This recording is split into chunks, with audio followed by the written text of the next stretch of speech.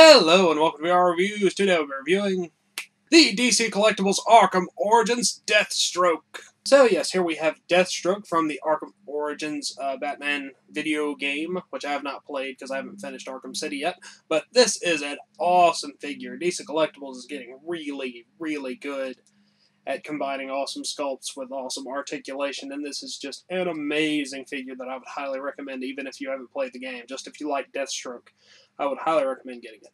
Let's go ahead and zoom in for the articulation, sculpt, paint details, all those sorts of things. Alright, starting off with a quick size comparison. Of course, here we have Deathstroke. Here is the Arkham Asylum Batman, which is a nice looking figure, but not particularly well articulated, just in case you wanted to know. And then there's a Marvel Universe 3 3/4 inch Wolverine. Deathstroke is a relatively standard 6-inch size figure, and is roughly the same height as Batman, if you don't count the pointy bits. And of course, he is much bigger than a Marvel Universe figure. So let's get the other two out of here and just look at Deathstroke. Alright, moving on our 360 spin, here you can see Deathstroke. He has this really cool plated armor, and it is painted with this very nice metallic blue color with various little streaks, like scratch marks, on the armor, which are painted silver. It also has metallic orange in the trim areas, around the hands, and on the boots, and the knee pads, and things like that. He has a couple of rubber bits on his waist and on his chest, like bandoliers, little pouches, and holsters, and things like that. He has a functional holster on his hip for his pistol. And then he has a big sheath on his back for his sword. Detail on this figure is just really, really cool. I love the armor plates. They all look really nice and clean and just very, very cool overall. Let's go ahead and zoom in for the head sculpt. Head sculpt-wise, Deathstroke doesn't have a lot of detail there. One half is black, one half is orange. He does have a nicely painted eye on the one side where he actually has an eye. If you look on the side, you can see it has some gray bits that lead over onto the back, and then he has his little flanges that come off the back of his head. And then here is the other side. Overall, nice head sculpt. It looks pretty much exactly how it should. Now, let's move on to some articulation. Articulation-wise, Deathstroke is really, really good. His head is on a ball peg, so that'll look up, down, tilt side to side. Very nice.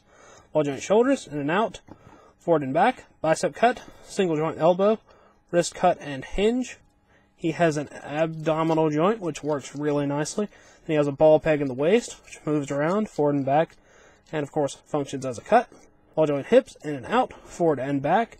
Upper thigh cut, double jointed knees, hinge at the ankle, and a pivot as well. So yeah, pretty much every point of articulation you would really want. You can get him into all kinds of poses, and he is just really, really cool articulation-wise.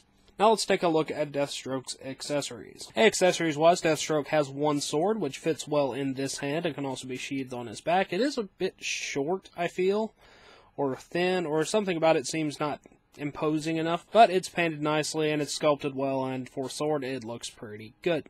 For another melee accessory, he also comes with a staff, which has silver tips and a silver middle and is black on the rest of it. He can hold it in either hand or in both hands, so that functions fairly well. It doesn't have a designated storage space, but you can sort of slip it into the rubber strap on his back, and that kind of works. And lastly, he comes with his pistol, which is silver and has a black handle and fits easily into the holder on his hip. It can really only be held in this hand, but you might could force it into the other one. This is the one it's meant to be put into, as it has a trigger finger and things like that. Anyway, that wraps it up for Deathstroke's accessories, so let's move on to the packaging. Packaging-wise, Deathstroke comes in the standard for the Arkham Origins line, which is a really, really cool sort of packaging design. I've never seen anything quite like it. It's a clamshell, and it has this sort of weird shape to it. It's flared out at the top and then sort of narrows down. At the bottom, it's got this really nice-looking Batman logo on it, Arkham Origins Deathstroke down there at the bottom, and on the back it has a little description, as well as other figures in this series, which are Deadshot, Deathstroke, Killer Croc, Anarchy, and Firefly.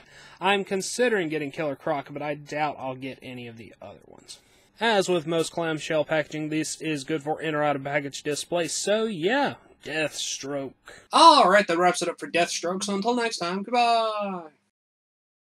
Hello, you've just watched one of my videos. Feel free to like, comment, and subscribe if you enjoyed my videos. If you didn't, run away and never return. Also, feel free to check out my other channels, Venom Raptor for all my variety gaming content, and VR Reviews for reviews of various action figures and collectibles. Thank you, and goodbye.